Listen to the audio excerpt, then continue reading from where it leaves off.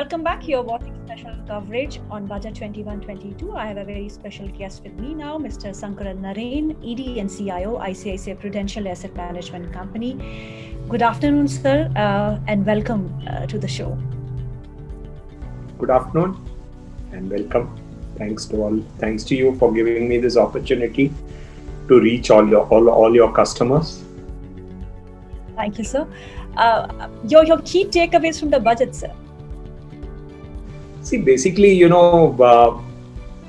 we've seen one of the most pro-growth budgets in recent times, and it was something which was unbelievable that we have such a pro-growth budget, and growth is something which is a big elixir for the equity markets.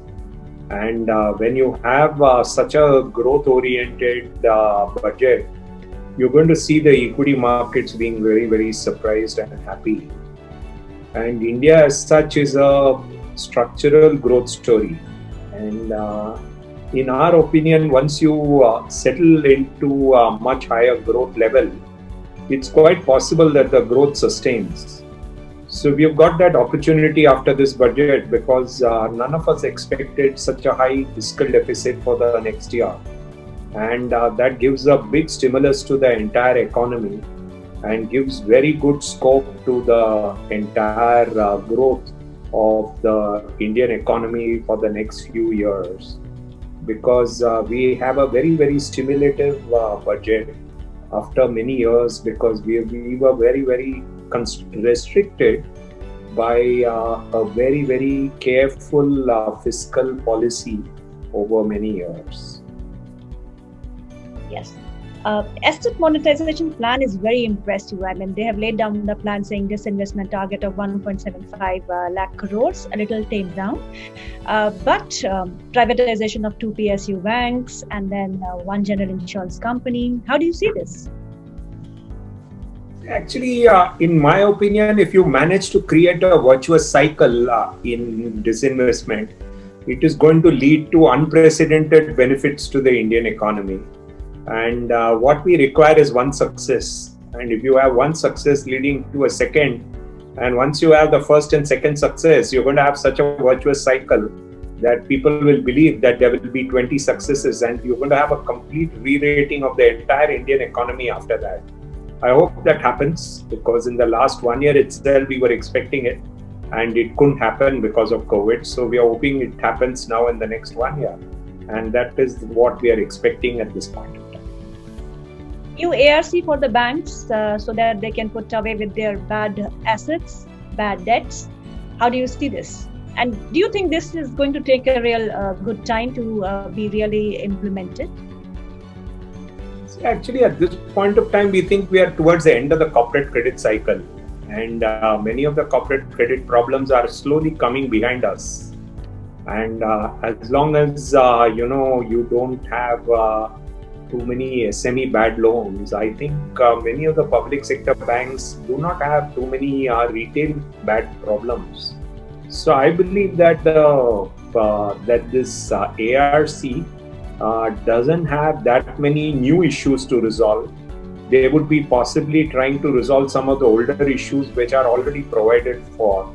And maybe out of the provided bad loans, maybe you will be able to recover more money and give a benefit to the balance sheets, because I don't think we are going to have another corporate credit cycle in the near term. Big investment in infrastructure, 5.5 lakh crore capital investment. How do you see this? We believe that, it is required and it will happen. And I believe it will be focused on many of the areas like road and urban infrastructure. And I believe with adequate amount of money, I think what we're going to see is faster payment cycle. And when you have a faster payment cycle, you will see better quality bidders coming in. And that will again lead to a virtuous cycle. That virtuous cycle will lead to better cement demand, steel demand, better employment. And again, you create a virtuous cycle. And I think this is pretty easy to happen because India needs much better infrastructure. And that is something everyone knows, and I think this government is capable of implementing good quality infrastructure projects over the next few years. FDI in insurance being hiked to 74%. Do you see good flow of money coming into India, insurance companies? I don't think so, actually. I don't think many of the foreign insurance companies are at this point of time keen on increasing insurance investment. If you look at some of the bigger companies, you find that many of them are actually selling out. So you can have some of the smaller companies where they may be increasing it to 74. But in the bigger companies, we have actually seen the joint venture partners selling. And that's what we've seen in one or two of the companies at this point of time. And that is why I don't think it is going to lead to any very big significant change or big investment at this point of time. Maybe if it had come 10 years back, the situation would have been different. But today, some of the leading insurance companies are so well capitalized that I don't think there is going to be a big difference to the whole environment. Big borrowing program, sir, and yields have already started spiking up. How do you see things turning out? I think at this point of time, one of the interesting things is some of my fixed income colleagues were saying that for a change, many of the tax collection seems to have been under budgeted. And if they genuinely are under budgeted and that leads to a lower borrowing program, that is better. But otherwise, that is one of the risks of this entire budget, that you have a borrowing program which leads to a massive increase in yields, and that can lead to a problem. But I believe that would also require global yields to rise. And I think that is one of the risks in this entire economy at this point of time, even globally, that you should not have a massive increase in global yields in the next 1 year. Because if you're going to have a massive increase in yields, the global yields in the next 1 year, that is going to be a negative. The sectors that you would be bullish on for next 1 year?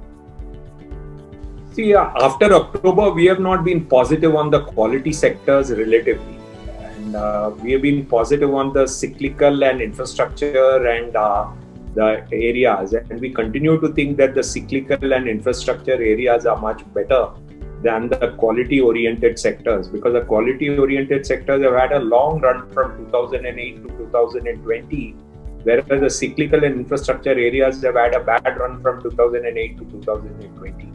We continue to have the same view, and which is reflected even in the market today, that the cyclical and infrastructure sectors did very well today, whereas the quality-oriented areas underperformed the market very significantly today.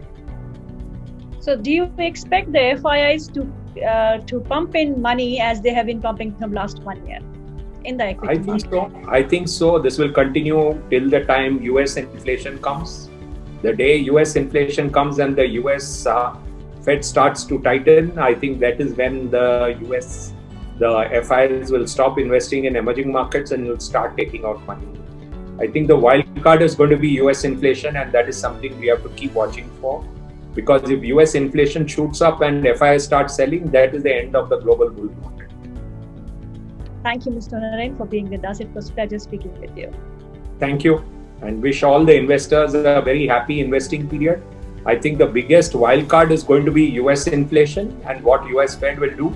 And that's going to be important given that Indian government has already done its bet by betting on a pro-growth budget. Thank you so much.